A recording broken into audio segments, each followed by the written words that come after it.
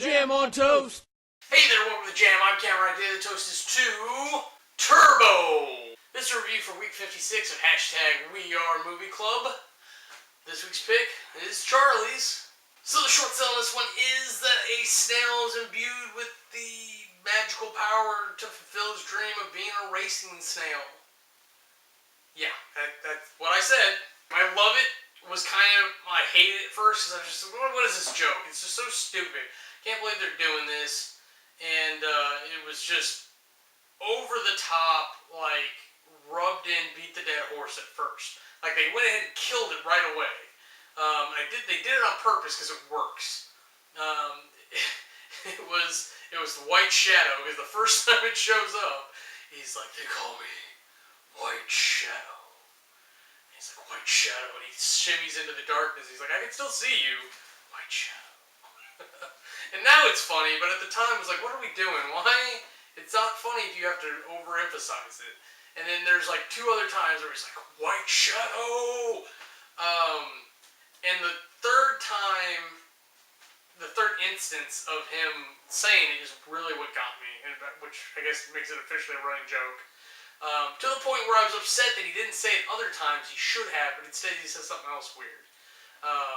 But it's right before they make the announcement on whether or not he's going to race. And he's like, White Shadow! Because everyone's just yelling things in Turbo and let him race. And he's just yelling White Shadow. My hate it for this, I'm going to go ahead and use 3. I don't care. There are some very, racist stereotypes. Like, some very weird, sexually offensive or biased language, particularly regarding fruit in the beginning. It's like this weird objectification of women that doesn't belong there at all, because you're not even talking about a woman, you're talking about a fruit, and the whole joke is that it sounds like stereotypically how they would be talking about a woman in guy time, and they're talking about like a tomato. My MVP for this, without a doubt and always, is Ryan Reynolds. He makes everything he touches better to me, and maybe it's just because I was a fan of Two Guys and a Girl for way too long, but having his voice behind Turbo really helped, I think, because he's charming in a way that really helps save a character. And I think if he had been like a supporting character like Chet, it would have dragged attention away from the main character to the point where, hell, we wouldn't have cared, and we would have cared more about a supporting character. And there's points like that with Samuel L. Jackson's character, where it's like, oh, okay, so if there's another story here with him as the main character, and I'm kind of interested in hearing that. Let's get on the categories. Aesthetics. Look, this is a really well-produced movie. They put a lot of work into it. They had very defined aesthetics for the snails and variations on them, to the point where they even had a moss mustache for the boss snail, and for the humans they had something else. They had a very distinct framework set up that was obviously stretched and thinned out for different characters, and they had different looks, but it's very much the same weird angular look on their face, particularly their face, I really thought the most incredible artwork was done on the cars and the crows. Those crows are pretty awesome. I think it's because they made them mindless animal crows and not anamorphic like the snails. I think that's really what did it. Aesthetics gets 75. Character development. Look, I'm not going to say they didn't do any character development. They did a decent job with Turbo to a degree. They did a lot of work with Chet, which is actually surprising.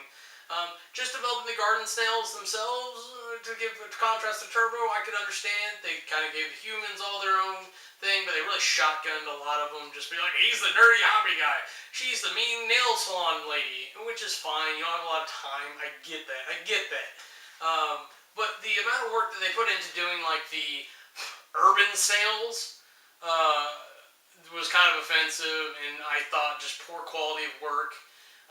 The race car driver was kind of a weird character. I didn't really vibe there.